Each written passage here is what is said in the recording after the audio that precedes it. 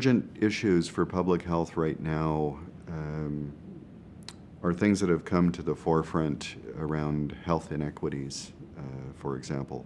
It affects whatever area of public health you're in, as we're able to better analyze how that issue plays itself out within different subgroups in the population. We're seeing that our population-based approaches have had a differential effect. Some people are benefiting more than others. And in our success at a population level at improving certain health conditions, we've inadvertently increased the gap between some subgroups. And that challenge of going back and trying to find out the balance between evidence-based population approaches and targeted interventions and focused attention for vulnerable groups is going to be the toughest challenge for us in the next few years. I'm also, because I work a lot on the international side, I'm also getting to be kind of worried for the future about water supply, because we've worked very hard to immunize kids and do other things to reduce childhood mortality, but if they don't have water and they have droughts and they can't grow crops and the kids are starving, this is not a great future. So for me, that's beginning to look like a very big issue with climate change. So I think the most important challenges we face are the sustainability of our ecosystems and the equity of our societies. And in both cases, we're in trouble right now. The long-term threats to public health because of the decline of ecosystem health around the planet is very, very troubling. The growing obesity epidemic, children that, and when we think of the comparisons to even 20 years ago on the percentage of kids that are overweight or obese, the impacts that will have on their health. It really is, at this point, this could be, unless we're able to turn this around, this could indeed be the first generation to live not as long and less healthy than their parents. And that is more than a tragedy. And I think that the big challenge for us now as a public health community around the world is to deal with the recommendations that come out of the World Health Organization's Commission on the Social Determinants of Health, which would take us back to the root causes of some of these issues, which are big challenges in social policy. For example, one of the chief recommendations of the Social Determinants of Health Commission report is to go right back to early childhood education and to invest in the well-being of the most vulnerable people in our population, the children. And the investment that is made at that level has tremendous payoff later on, but our challenge is to convince our politicians that early childhood education is a worthwhile social goal. My biggest failure probably is to have failed systematically over the last decade to actually manage to get real attention paid to building more capacity in the public health workforce. Despite numerous opportunities and many attempts at it, I still don't really see that across Canada the public health workforce that this issue has really received full attention. It's obvious that we're going to be facing sort of waves of retirements over the next 10 years, and we're not, I don't think, planning adequately for the replacement of that retiring workforce.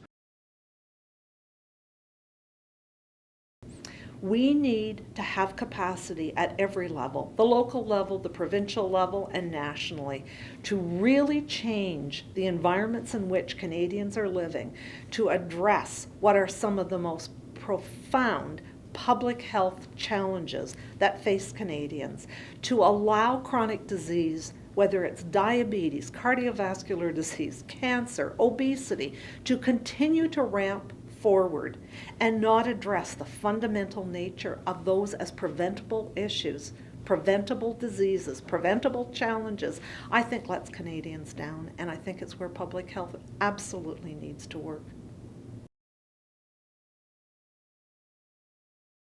So what I would like to see is us in public health working much closer together in things like the obesity area, the nutrition area, because clearly to have a healthy mouth, and you really do need a healthy mouth to have a healthy body, you need to eat properly, and you need to be aware through health promotion of proper oral hygiene and keeping yourself healthy.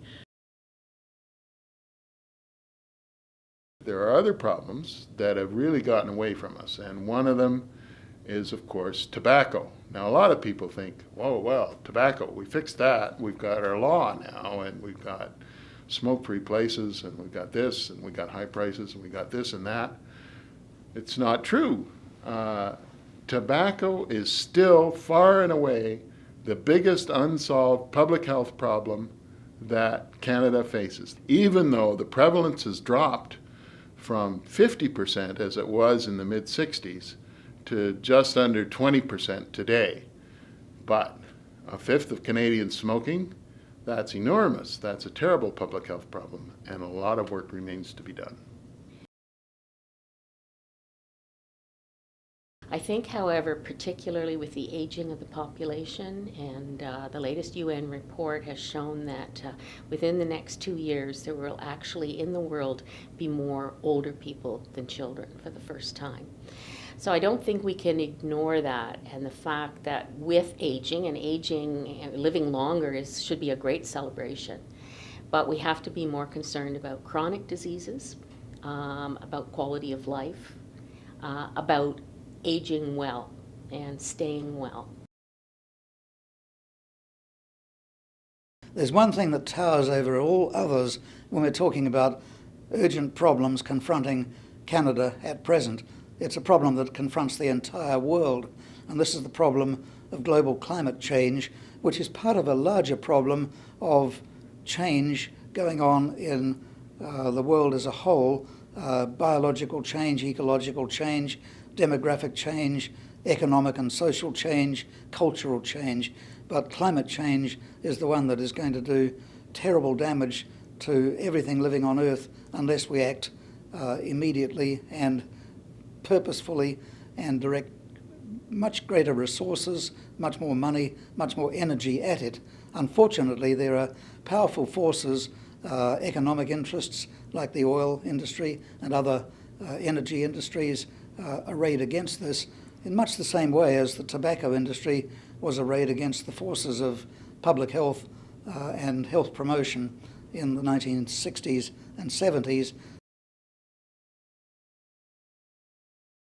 I think that the shift to the political right is already producing big problems and is going to produce bigger problems in that our social security net has already been weakened. That is going to continue to weaken, and I imagine that public health itself will be affected. We thought we'd solved, I'm not saying public health solved it, but we Canadians thought we'd solved the problem of poverty, poor old people several decades ago. And I think it's becoming clear that we didn't solve it, and that as our pension systems come under increasing strain, and I hope not collapse, we're going to have more and more old people again, and more disadvantaged people without the security net that we've had to support them over the years. It is apparently a truism that when we develop more of these social problems, it's public health that gets to pick up the pieces. So I think that's going to be a very substantial challenge for public health.